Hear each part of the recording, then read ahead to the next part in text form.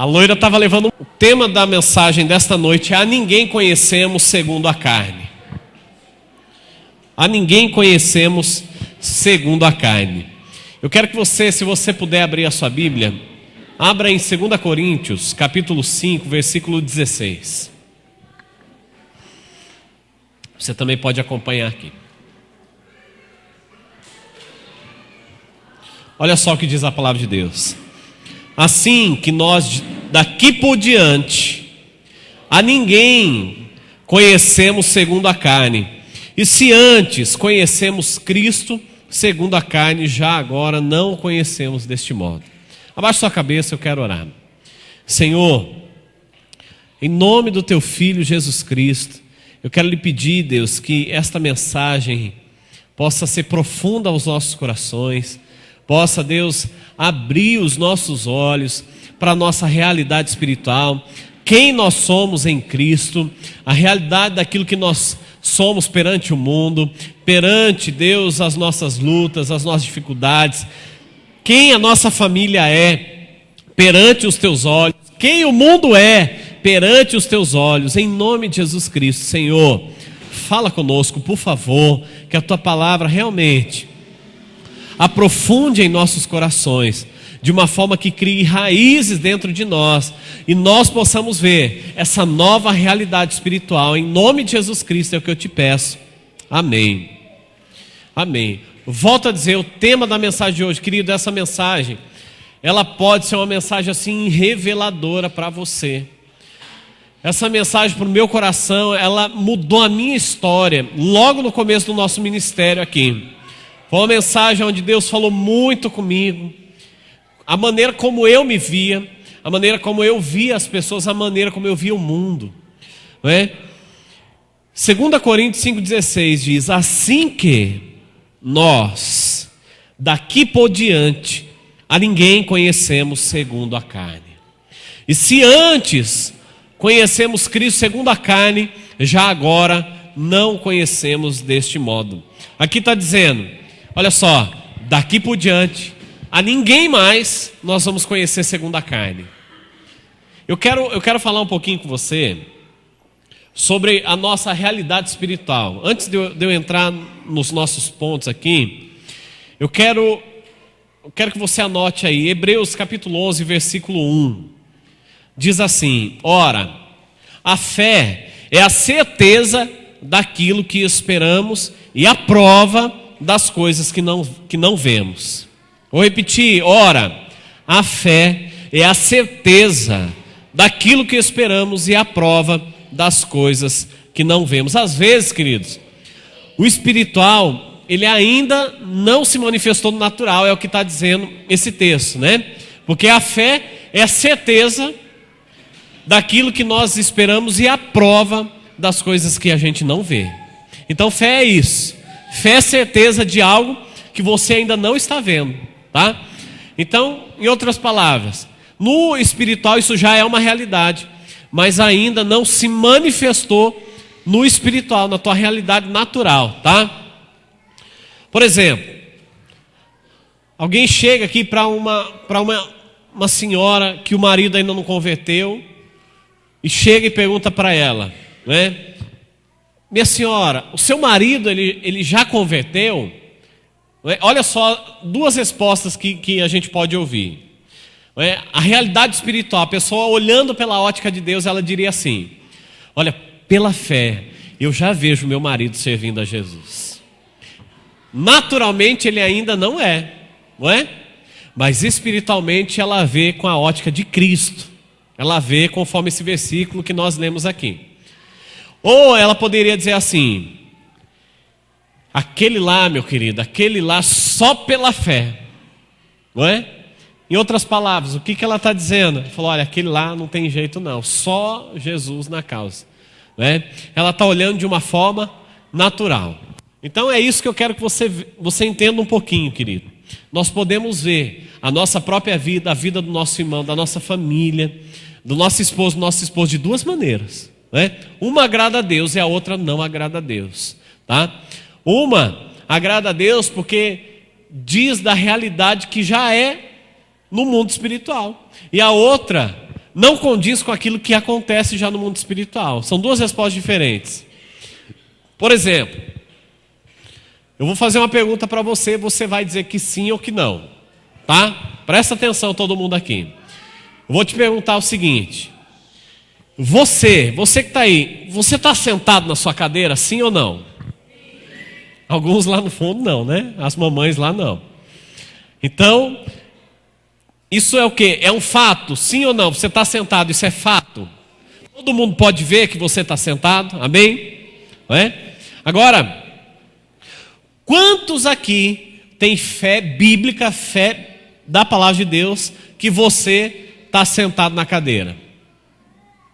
Mas pastor, eu não preciso ter fé, eu estou sentado na cadeira, não é? Se fé é uma convicção de fato, não é que diz aquele versículo, olha só, fé é a certeza daquilo que esperamos, e a prova, quer dizer, o fato das coisas que não vemos. Então, se fé é certeza de fato, então realmente eu estou sentado aqui, pastor, então eu tenho fé que eu estou sentado. Então, amém. Agora, o que eu quero falar para você, querido, é que isso não é fé bíblica, não é? Ah, pela fé eu estou sentado. Não, isso não é fé bíblica. Isso não é uma fé bíblica, tá? Isso é um fato. Uma convicção, aliás, uma fé bíblica é uma convicção de fatos que não se veem. Olha só o versículo, vou voltar lá. Fé é a certeza daquilo que esperamos e a prova das coisas que não vemos. Então, não é uma fé bíblica. Você está sentado, você tem fé que você está sentado, porque fé é fé baseada naquilo que ainda não aconteceu. Depois que aconteceu, você precisa ter fé? Sim ou não? Não tem necessidade de fé depois do acontecido.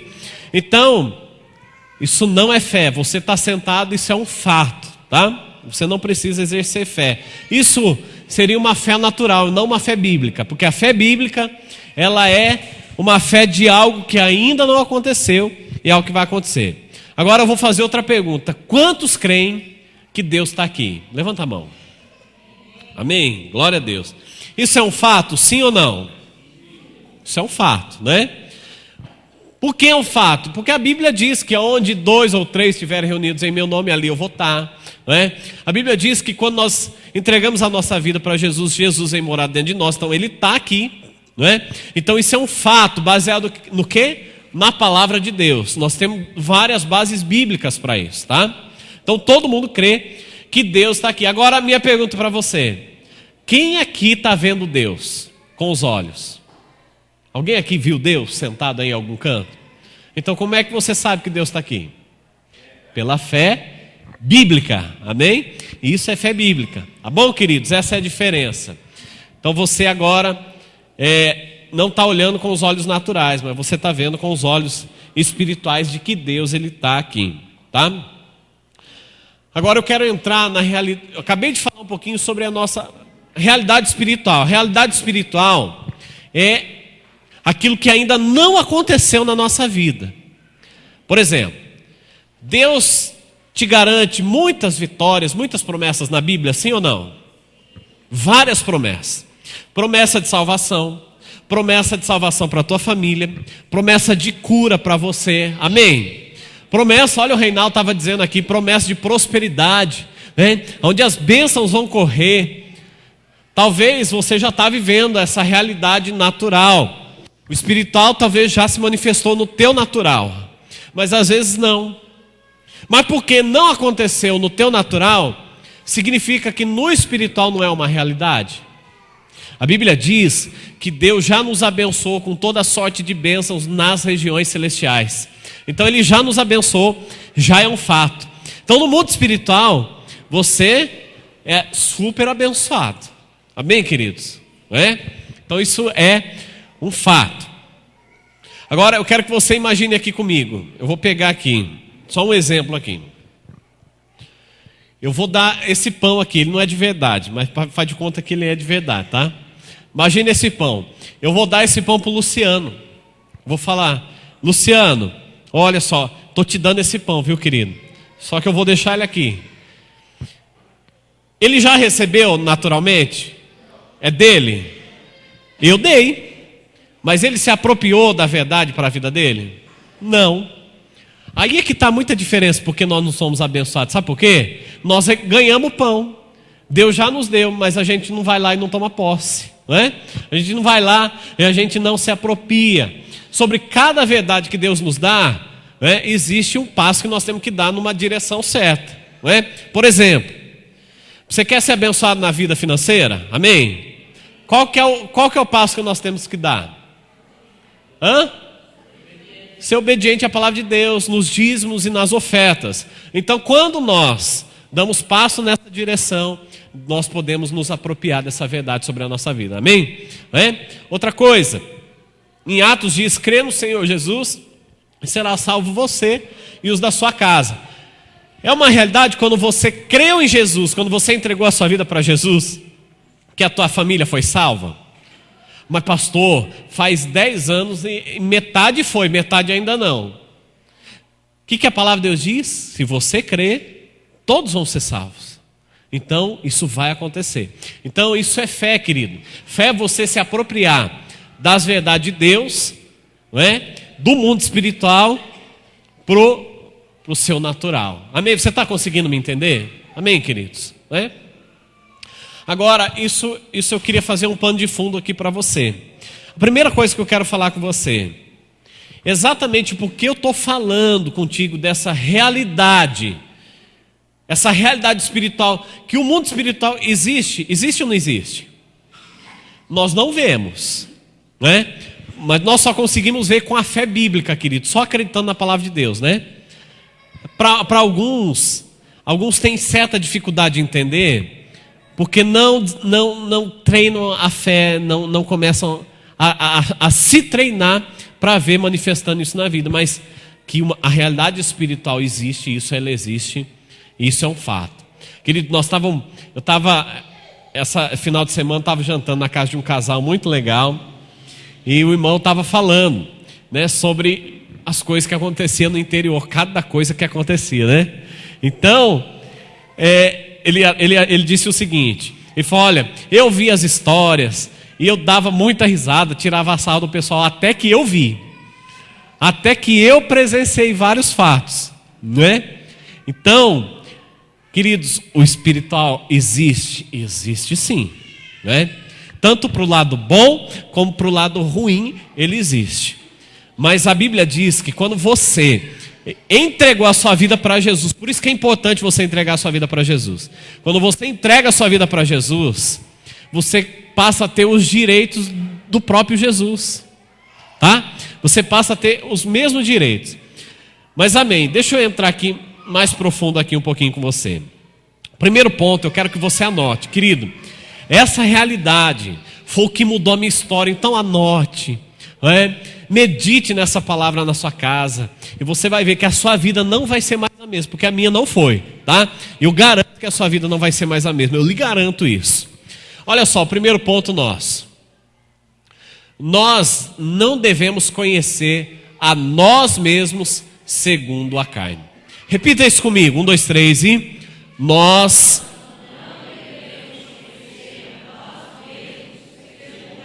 segundo a carne. Se você se vê segundo a carne, o que é isso? O que é carne? Pastor, se vê segundo a carne é pela ótica do açougueiro? Não é isso, tá, querido? Nós não estamos falando, né, do açougueiro que você conhece, não tem nada a ver. Quando nós falamos segundo a carne, nós estamos falando segundo a ótica natural, sem levar em consideração o espiritual, tá? Nós estamos falando só sobre o natural, tá bom? Quando nós nos vemos, quando você olha para a sua própria vida, segundo os problemas que você está passando, segundo o emprego que não está dando certo, a porta de emprego que não se abre, quando você olha para você, a cura que não se manifesta, sabe qual que é a tendência? Olha só como isso é real. Quando você começa a olhar para você só de uma maneira natural, sabe qual que é a tendência nossa? A gente fica deprimido, não é? Tem muitas pessoas que elas entram em depressão Exatamente por causa disso, porque elas olham segundo a carne. Elas não veem segundo a ótica de Deus para a vida dela, daquilo que já aconteceu no mundo espiritual. Por isso que nós não podemos olhar para a nossa própria vida, não é? Conhecer a nós mesmos segundo a carne. Porque é exatamente isso que o diabo ele quer na sua vida. Ele quer que você só olhe no natural. Ele quer que você seja raso. Viu? Ele não quer que você ore, ele não quer que você leia a Bíblia, porque se você começa a ler a Bíblia, você começa a orar, algo começa a mudar em você, você começa a olhar com outros olhos. Pode ver, querido, uma pessoa derrotada, uma pessoa que não acredita que vai vencer, que vai dar certo, pode ver, normalmente é uma pessoa que lê pouco a Bíblia, que ora pouco, não é? Que busca pouco a Deus, de coração a Deus. Quando eu me dei conta dessa realidade para a minha vida, deixa eu falar algo para você, eu quero contar um pouquinho como foi comigo quando eu comecei a igreja aqui, quando nós começamos o trabalho. Quando nós começamos o trabalho, querido, quantas vezes a igreja não crescia, era aquela meia dúzia de gato pingado, e eu com tantas dificuldades, porque eu nunca tinha sido pastor na vida, né? E foi lançado um desafio sobre a minha vida, sobre a vida da minha esposa, a gente pastorear uma igreja, uma grande igreja, né? E foi um desafio, porque a gente não sabia liderar a igreja, não sabia liderar ministério, não sabia nada. Sabe o que eu fazia, queridos? Eu ia orar, mas eu orava, eu falava, Deus, eu não presto para isso mesmo, Deus. Eu chorava com Deus, Deus, isso não é para mim. Deus, eu não sou nada. Não dá, Deus, não dá, não é para mim esse negócio, Deus. Aí eu ia para o meu discipulador, falava, pastor Eliel, você não quer mandar ninguém para cá não, pastor, porque eu não vou dar conta desse negócio não. Não vou dar conta de pastorear a igreja, de cuidar de vida. É tanto problema que eu não estou dando conta nem dos meus, muito menos cuidar dos outros. E eu falava para ele, pastor, olha, a minha realidade, eu não sou um bom pastor. Eu não sei nem se eu vou me tornar um bom pastor. Eu sei que eu não dou conta nisso. Aí o que ele começou, o que ele notou? Ele falou, Roberto, você tem que mudar a maneira como você ora. E ele foi me ensinando. Ele falou, você está se olhando como um derrotado. Você está se olhando como um perdedor, como alguém que não dá conta. Se você continuar orando assim, é desse jeito que vai acontecer mesmo na sua vida. Ele falou, você precisa mudar a maneira como você se vê, a maneira como você ora. Quando você for orar agora, você não vai orar mais aquela oração do derrotado, né? O que é a oração do derrotado? Eu não presto, eu não sirvo para nada, né? Eu nunca vou dar conta de ter um casamento abençoado, eu nunca vou dar conta de ter um ministério próximo, a minha célula nunca vai multiplicar, só fica chorando, chorando me engano. E falou, Roberto, muda, começa a declarar, Deus, em nome de Jesus, eu tenho passado por lutas, mas eu vou vencer cada uma delas. Em nome de Jesus, o meu casamento, eu vejo no mundo espiritual já é uma realidade. Eu já tenho uma esposa abençoada, eu tenho filhos maravilhosos, eu tenho um emprego excepcional, eu tenho vitória na minha vida, eu vou ver essa igreja vencer. Nós vamos nos tornar uma grande igreja nessa cidade. Queridos, eu fui gerando isso no meu coração e eu comecei a declarar isso com a minha boca. A minha vida mudou, daquele dia em diante a minha vida mudou, nunca mais foi a mesma. Sabe por quê? Eu orava, a maneira como eu orava, eu estava pecando ainda. Por que pecando? Porque eu estava orando uma mentira. Porque no mundo espiritual eu não era um derrotado. No mundo espiritual eu tinha uma família abençoada. No mundo espiritual esse ministério seria um grande ministério, não é? Então no mundo espiritual tudo isso era uma realidade. Só que no natural ainda não tinha se manifestado. Mas aquele que quer viver pela fé, querido, aquele que quer, não é, viver o sobrenatural de Deus, as bênçãos de Deus, tem que olhar segundo a ótica dele. A Bíblia diz, volta a dizer, que Deus já nos abençoou. Todas as sortes de bênçãos, tudo aquilo que você precisa. Só que não no natural, nas regiões celestiais. Amém? Então, para que isso se manifeste, você precisa começar a declarar com a sua boca, não é? O contrário daquilo que você está vendo de maneira natural. Declare sobre a sua vida, declare sobre a vida do teu esposo, da tua esposa, dos teus filhos. Se teu filho dá problema, começa a declarar, meu filho é abençoado. Depois nós vamos chegar nisso aí. Depois eu falo um pouquinho com você. Alguns, querido, podem achar, quando eu estava orando, sabe o que eu achava? Eu achava que eu era tão humilde. Eu achava que eu era, meu Deus, eu falava, Deus, olha, minha oração é tão sincera, o Senhor sabe que eu não sou nada mesmo. Eu me achava, gente, olha só, eu tinha orgulho da minha humildade. Eu tinha orgulho da minha própria humildade, mas sabia que isso, as pessoas podem até achar que isso é uma humildade, a pessoa está sendo humilde, reconhecendo, que ela não consegue mesmo. Olha, deixa eu falar uma coisa para você. Isso, na realidade, é desobediência a Deus, viu? Não é humildade, isso é uma falsa humildade. Por quê? Porque se Deus diz que Ele já te abençoou, que Ele já trouxe salvação sobre a tua casa, se Ele já mudou a tua sorte, quando você ora contrário a isso, o que você está fazendo?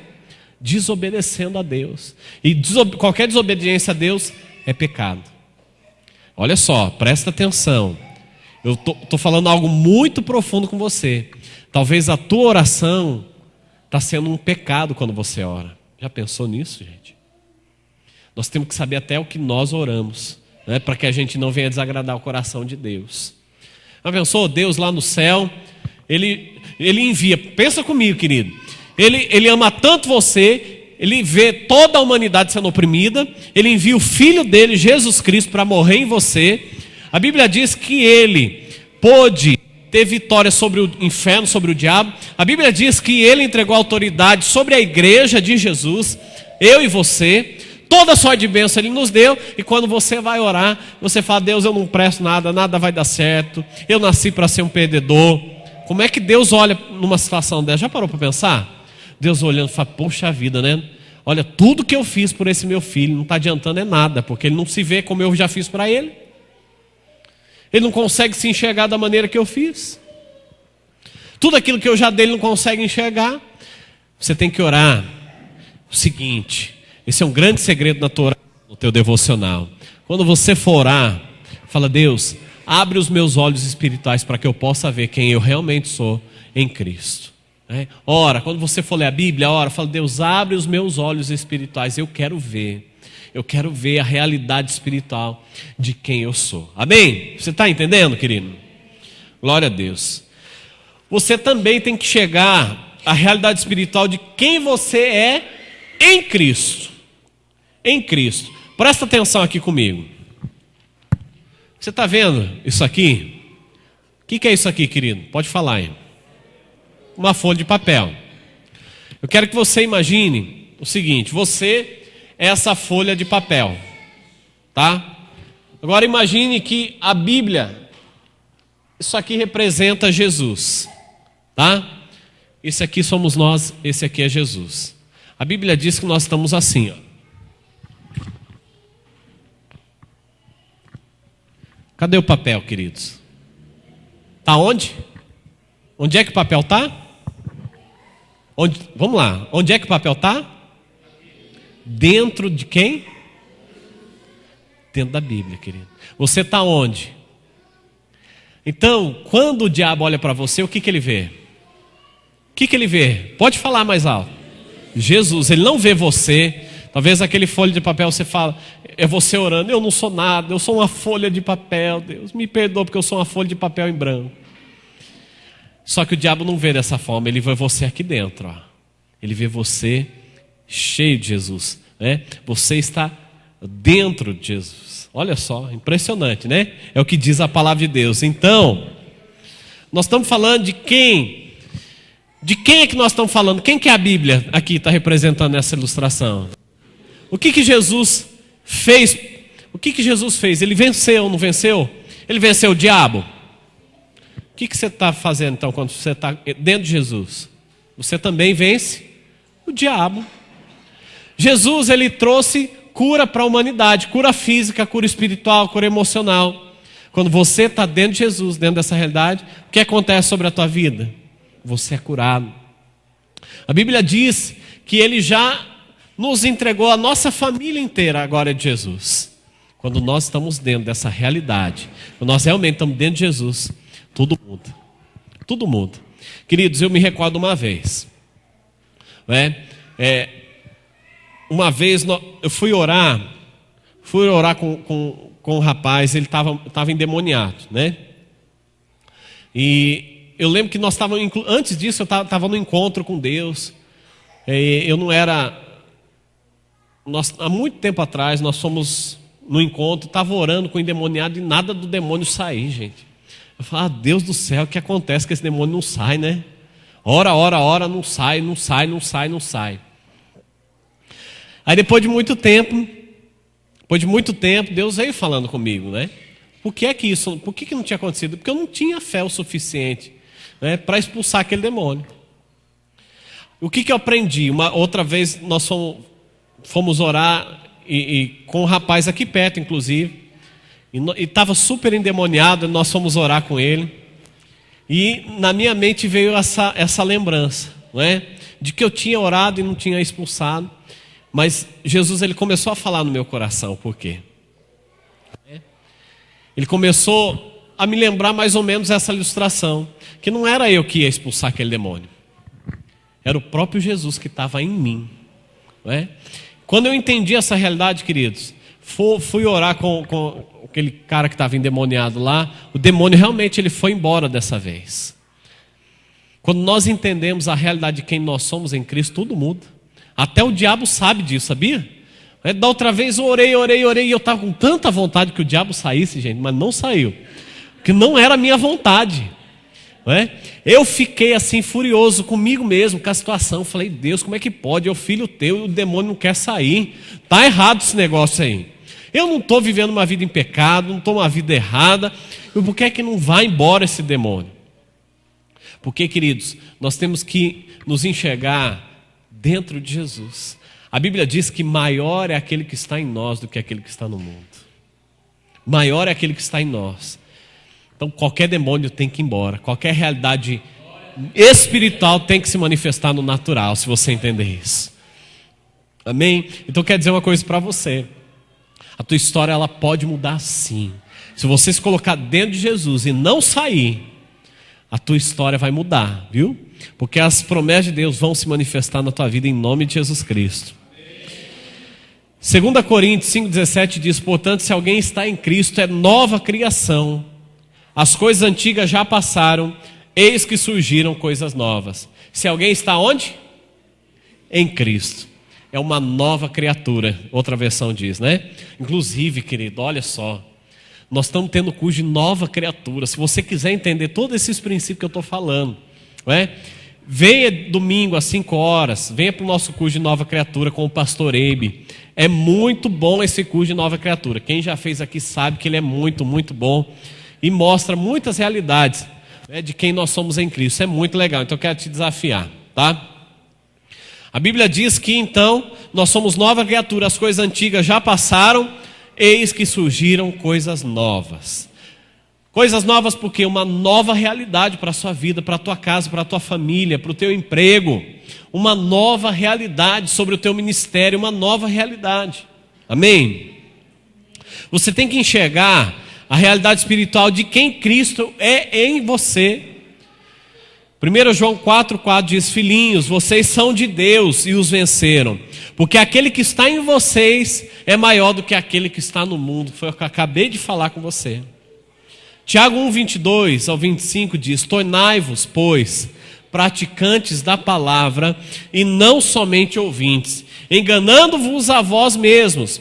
Porque se alguém é ouvinte da palavra e não praticante, assemelha-se ao homem que contempla no espelho o seu rosto natural, pois a si mesmo se contempla e se retira, e para logo se esquece de como era a sua aparência. Mas aquele que considera atentamente na lei perfeita, lei da liberdade, e nela persevera, não sendo ouvinte negligente, mas operoso praticante, esse será bem-aventurado no que realizar.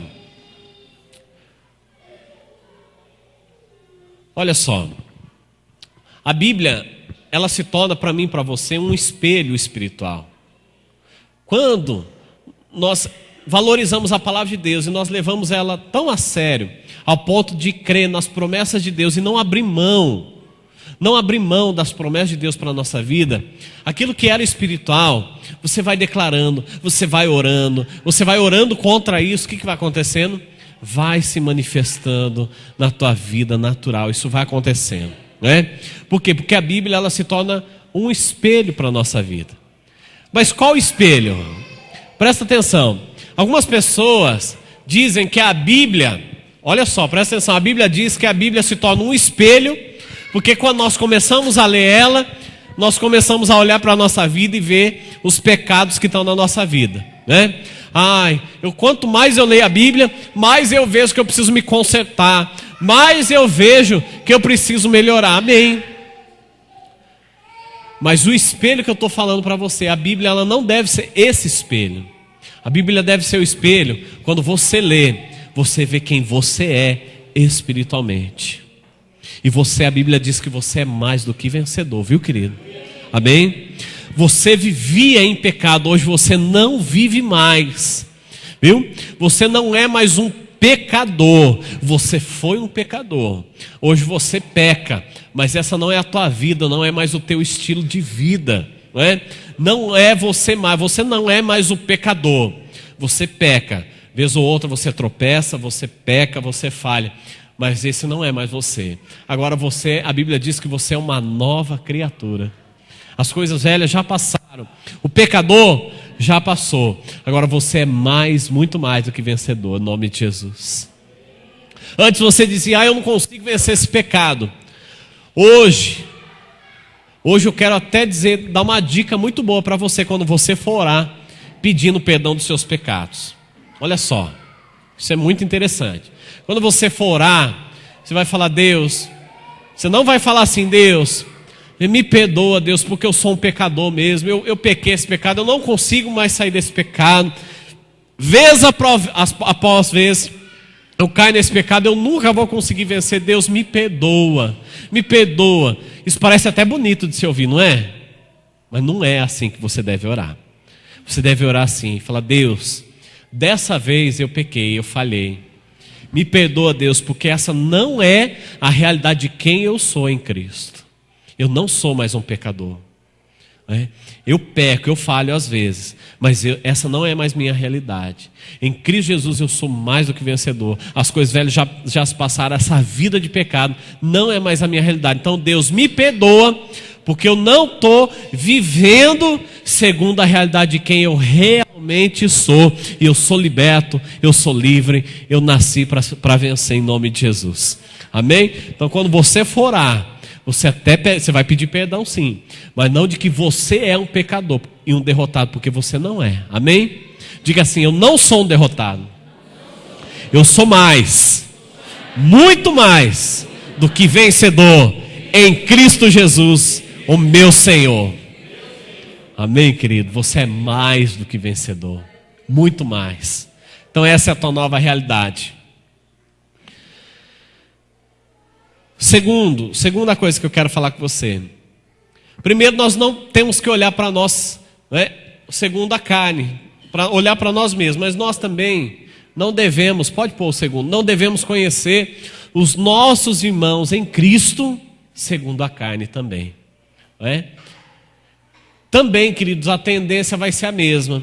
Se a gente ficar olhando para o nosso irmão pela ótica natural, né? A tendência nossa é ficar deprimido, a tendência nossa é ficar crítico, pessimista, no sentido daqueles irmãos. Olha aqui, querido, deixa eu dizer algo para você, tá? Uma nova linguagem aqui dentro. Aqui na nossa igreja, Igreja da Paz, nós não temos irmãos problemáticos aqui dentro, tá? Enroscou aqui, tá? Nós não temos, ninguém é problemático aqui na igreja. São pessoas super especiais que Deus muitas vezes usa para nos abençoar, amém? Então aqui nós não temos ninguém problemático, porque a ninguém nós vemos segundo a carne, mas nós vemos segundo o Espírito, amém? E no mundo espiritual todos nós, porque todo mundo aqui entregou a vida para Jesus, então todos são detentores das vitórias em Cristo, então todos são. Então nós temos que olhar segundo Deus olha e não segundo a gente quer ver, não é?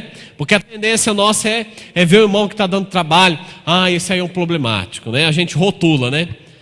Problemático, esse não é problemático, então vai rotulando, vai passando, né? Os problemáticos vai passando, os bons vão ficando. Não é assim que funciona. Para Deus não tem isso. Para Deus nós somos especiais, né? Até quem dá muito trabalho não é um problemático, mas é uma pessoa especial que vai vencer em nome de Jesus, amém? Então, cuidado, querido, se você fica olhando para o teu irmão pela ótica natural, isso pode se tornar uma doença que vai ser difícil de você se libertar, não é? Se você não depender muito de Deus, muito de Jesus, fala: Deus, deixa, eu quero ver o meu irmão em Cristo, segundo os teus olhos, Deus.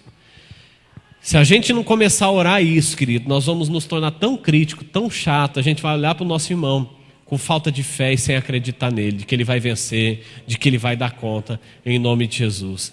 Então nós temos que olhar segundo Deus olha. Já parou para pensar na tua vida? Lá atrás, antes de você converter, antes de você entregar a sua vida para Jesus, não é? Provavelmente a expressão que usar para você é só Jesus na causa, não é? Aí você fala: poxa, Jesus teve tanta paciência comigo, ele me amou tanto, e olha que eu era problemático. Não, é problemático não, porque agora é especial, né? Eu era tão especial, não é? Eu dava tanto trabalho para o Senhor, e Deus teve tanta paciência. Olha que eu nem merecia tanta paciência. Eu não merecia, porque nem eu me aguentava, não é? Mas Deus me aguentou, Deus teve paciência. Quando a gente converte, a gente ama todo mundo, né? A gente tem paciência com todo mundo. Daqui a pouco a religiosidade vai entrando e a gente acaba se tornando crítico dos irmãos, né? Crítico. Querido, em nome de Jesus, vamos tirar isso do nosso coração, vamos nos libertar, amém? E vamos olhar segundo o Espírito e não segundo a carne, porque a ninguém vemos segundo a carne, nem a nós mesmos e nem ao nosso irmão, em nome de Jesus Cristo. Alguém que só fala do defeito dos outros, doente espiritual. Tem gente, querido, que até no céu ia achar defeito, sabia? É muito branco isso aqui, é muita nuvem. É muito zen isso aqui. Não, é muita adoração. Não, o céu adora demais, né? Os anjos não param. É aqueles unidos no ouvido. Meu Deus, é aqueles anjinhos dançando bonitinho. Isso aqui está muito, muito perfeito. Não, isso aqui não está certo não. É muita perfeição. Tem gente que até no céu ia achar defeito, sinceramente, viu?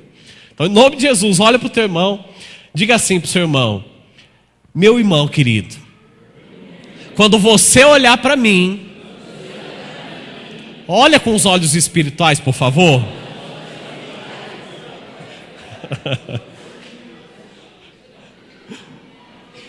E eu pergunto para você: é pecado a gente olhar para o nosso irmão pela ótica natural? Sim ou não? Sim. Porque quando nós olhamos pela ótica natural, nós não estamos vendo aquilo que Jesus fez pelo nosso irmão. Amém? Se nós olhamos para a nossa vida, nós temos piedade da nossa vida, nós temos que ter muito mais do nosso irmão, em nome de Jesus Cristo. Outro grande segredo aqui, quando você vai corrigir alguém, tá? Presta atenção aí, você líder de célula, líder em qualquer área, na tua casa. Quando você for corrigir alguém, sabe qual que é a tendência nossa quando alguém falha com a gente? Né? Alguns nem falam nada, nem se calam, não corrigem, mas tem aqueles que gostam de corrigir o irmão, né? Gostam de corrigir. Olha como nós fazíamos, né? E eu me incluo nessa. Nós não vamos mais fazer nunca assim. A gente chegava e falava: querido, eu vejo que você tem um problema nessa área, né? Você não trata bem a tua esposa. Eu nunca vejo você tratar bem a tua esposa. Você tem um problema nessa área. Você precisa mudar porque isso é pecado, viu? Em nome de Jesus, eu estou aqui para te ajudar. Isso é bonito de você ouvir?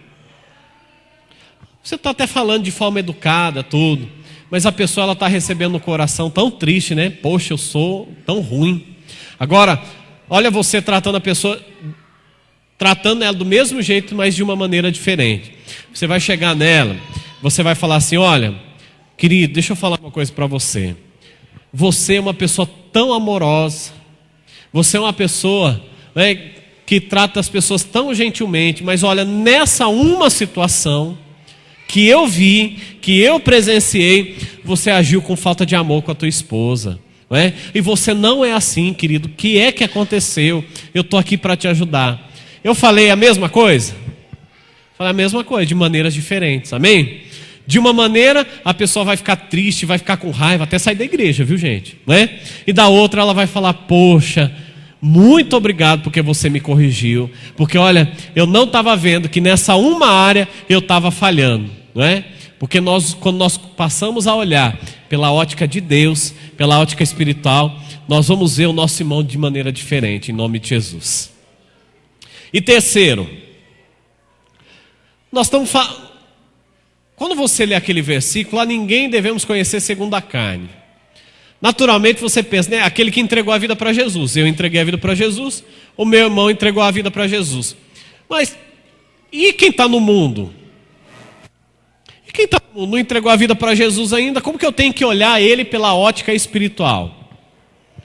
Como que eu tenho que ver a realidade espiritual na vida de quem não entregou a vida para Jesus, do macumbeiro? Como olhar para ele dessa maneira? Mas nós temos também, queridos, que olhar. Olha só o que diz 2 Coríntios 5,19.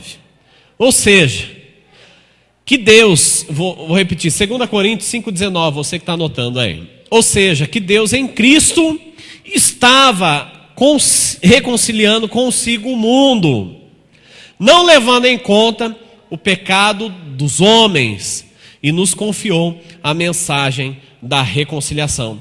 A Bíblia diz que Jesus, ele já fez, ele reconciliou o pecado de toda a humanidade. Não é isso mesmo? Jesus, ele veio para anular todos os pecados da face da terra, querido. Até quem ainda não entregou a vida para Jesus tem o direito, se ele quiser, se apropriar dessas verdades, entregando a vida para Jesus, de viver bem os benefícios que ele tem. Então até quem ainda não entregou está debaixo dessa promessa. Olha só, não é? Então nós temos que enxergar a realidade espiritual na vida das pessoas. Jesus, ele levou todos os pecados através daquela cruz. Hoje nós tivemos ceia, que bonito que foi hoje. Eu quero encerrar com duas ilustrações aqui para você. A primeira é de uma mulher, ela vivia na Coreia. Eu li um livro assim muito bacana e eu vi essa história. A maior igreja do mundo é na Coreia, Coreia do Sul. Tem mais de 1 milhão de membros numa igreja. Já pensou, gente? É muita gente numa igreja só, né? E a história de uma das ovelhas da igreja, dessa grande igreja, talvez você até tenha ouvido essa história. A filha dessa senhora, ela era prostituta, gente. Presta atenção, ela era prostituta. E essa senhora, quando ela ia orar, a única coisa que vinha à mente dela era a filha dela, uma prostituta. E ela falava com Deus: Deus, muda a história da minha filha, ela é uma prostituta, Deus, ela faz tanta coisa horrível, né? Aí um dia, ela entendeu que ela precisava orar de maneira diferente. Ela queria até orar com fé para a filha dela, mas não conseguia, porque quando ela ia orar, a única coisa que vinha à mente dela era a filha, uma prostituta. Aí sabe o que o pastor falou para ela? Falou assim: minha senhora, o que está acontecendo? Por que a tua filha não está mudando de vida? Está acontecendo algo. A maneira como a senhora está orando é que não está funcionando. Sabe por quê? Porque quando você olha para a tua filha, você vê ela uma prostituta. Quando você for orar por ela, você tem que pensar na cruz de Jesus. Você tem que pensar no sangue de Jesus escorrendo na cruz. Quando você for orar, pensa na tua filha atrás dessa cruz. Pensa que você não vai conseguir enxergar ela. Quando você olhar para ela, você vai ver a cruz de Jesus.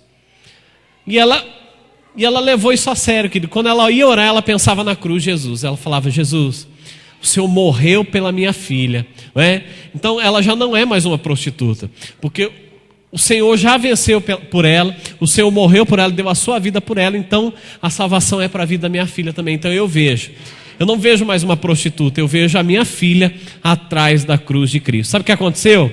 Depois de 2 semanas, pouco tempo, querido, a filha dela se converteu a Jesus, entregou a vida para Jesus, né? Entregou a vida para Jesus e hoje é uma pessoa grandemente abençoada e trabalha lá na igreja, também nessa grande igreja lá na Coreia. E eu quero encerrar com essa última história.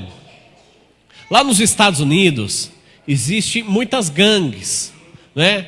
Muitas gangues. Uma dessas gangues que existe nos Estados Unidos chama-se Hells Angels. A tradução para isso é anjos do inferno, né? Hells, inferno, Angels, anjo do inferno.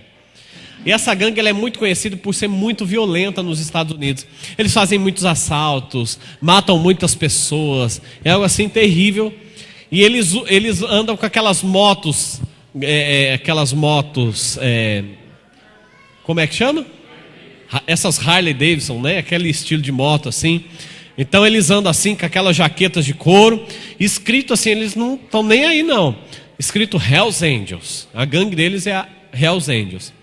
E um desses líderes dessa gangue, a mãe dele era uma cristã, não é? E ela orava muito por ele. Orava por ele, falava para ele: filho, sai dessa vida, porque essa vida não vai te levar a nada, essa vida não vai te levar em lugar nenhum. Se você não sair disso, você vai acabar morrendo e tudo e tal. E ele tirava sarro da mãe dele, né? Vivia tirando sarro da mãe dele. E a mãe dele começou a orar e provavelmente ela ouviu uma mensagem como essa: a ninguém devemos ver segundo a carne. E ela começou a orar pelo filho, orando o seguinte, falou: Deus, muda a história do meu filho, converte ele. Mas quando ela ia orar, ela falava: Deus, eu não consigo ver meu filho. Eu olho para ele e eu vejo aquele motoqueiro todo cabeludo, todo barbudo. Eu não consigo ver ele um servo do Senhor. Aí sabe o que Deus falou? Imagina só aquele cara cabeludo, barbudo. Aí Deus falou assim para ela: sabe o que é? É que eu vou tornar ele um grande homem de Deus, assim como Moisés. Assim como Moisés, porque Moisés não é todo cabeludo, barbudo, né? Ela fala: então assim, Deus, eu acho que eu consigo orar por ele. Aí ela começou a orar: Deus, abençoa. O nome do filho dela é um nome em inglês, né? Mas ela começou a orar assim, falando: Deus, por favor, muda a história do meu filho. Eu vejo o meu filho Moisés mudado. Ela mudou até o nome do filho. Na oração não era mais o nome não, era o Moisés. Agora ela chamava o filho de Moisés. É verdade, gente, isso é uma história verdadeira. E ele entrava dentro de casa, ela ia: ô meu filho Moisés. Moisés o quê, mãe? Eu sou aqui, ó, Angels, Hells Angels, sou anjo do inferno. Não sou nada de Moisés não. Ela falou: não, meu filho, você é Moisés, você é um grande homem de Deus. Ela começou a declarar. Certo dia, queridos, essa vida louca que ele levava, uma gangue vizinha queria matar ele. E era assim, quando eles decidiam, eles iam até o fim para matar. E ele estava com muito medo. E naquela época, muitos anos atrás, não tinha celular. Ele chegou no orelhão e ligou para a mãe dele. Falou: mãe, eles vão me matar, mãe. Aí ela falou assim: Moisés, eles não vão te matar, fica tranquilo, Moisés. Não, mãe, eles vão me matar sim, mãe. A senhora não sabe. Eu acho que hoje é meu último dia de vida. Moisés, fica tranquilo, eles não vão matar você. Falou: mãe, o que é que eu faço, mãe? O que eu faço para sair dessa vida? Moisés, entrega a sua vida para Jesus, Moisés. Ele falou: mãe, como é que eu faço, mãe? Repete a oração, Moisés. Aí ela fez a oração, ele repetiu.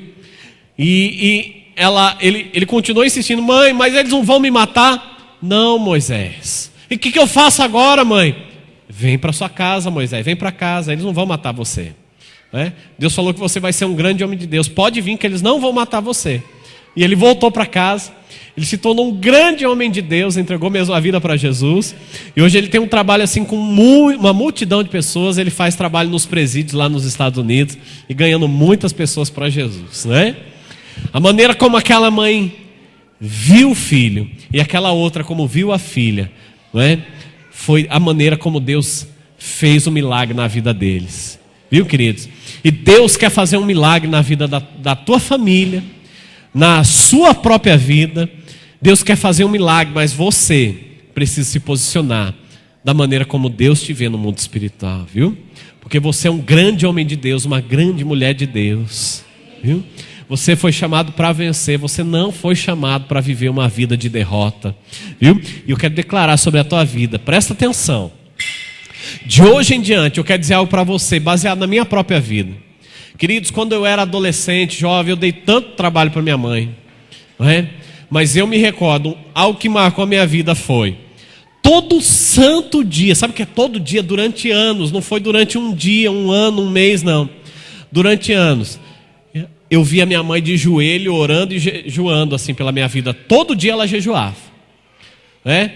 Depois que eu descobri que era por minha causa, eu achava que ela orava muito, né? Mas não, era que eu dava muito trabalho mesmo, viu, gente? E eu posso dizer uma coisa para você: se Deus teve misericórdia da minha vida, não é? E hoje eu estou aqui podendo dizer para você que Deus pode mudar a tua história, porque Ele mudou a minha e tem mudado a minha vida. Eu quero dizer que Ele vai mudar a tua história se você se vê, não é, com os olhos espirituais da realidade que você já é um grande campeão, um grande vencedor, em nome de Jesus, viu? Então essa bênção, a bênção de Deus é tanto para você, como para a tua família, no teu trabalho, no teu local de trabalho, no teu ministério. Você vai romper e vai vencer em cada um deles, em nome de Jesus, amém? Mas nunca diga palavras de derrota, nunca deixe sair da sua boca, né, que não vai dar certo, ele não presta, ela não presta, ele não tem jeito, ela não tem jeito. Nunca diga isso. Nunca diga isso, mas sempre diga a realidade espiritual, né, daquilo que você tem buscado. E em nome de Jesus isso vai se tornar realidade no natural na sua vida. E eu tenho certeza, bom, você vai me falar: olha, pastor, não é que funciona? Orar, jejuar, e olha, a solução de todas essas coisas, de todas essas histórias, da mãe da prostituta, da mãe do líder da gangue, da minha própria história, tudo tem a ver com oração, vida de oração e vida de jejum. Amém, querido? Não é só ficar falando da boca para fora. Tem que ter vida de oração, tem que ter tempo a sós com Deus todo dia. Senão não muda, né? Senão, se você não conhecer a Bíblia, como que vai manifestar na tua realidade as promessas dele, se você não conhecer? Então você precisa orar, você precisa ler a Bíblia, precisa pagar um preço de jejum e oração, e você vai ver que tudo isso que eu falei para você não é mentira, mas é a maior de todas as verdades, viu? Então, se veja como alguém que já venceu, veja os teus irmãos, né, com a mesma realidade, e veja o mundo com a realidade que Jesus morreu por eles também, em nome de Jesus, viu? Isso mudou a minha vida e eu tenho certeza que vai mudar a sua também, em nome de Jesus eu creio, amém? Quero convidar você a ficar em pé então, nós vamos orar por você.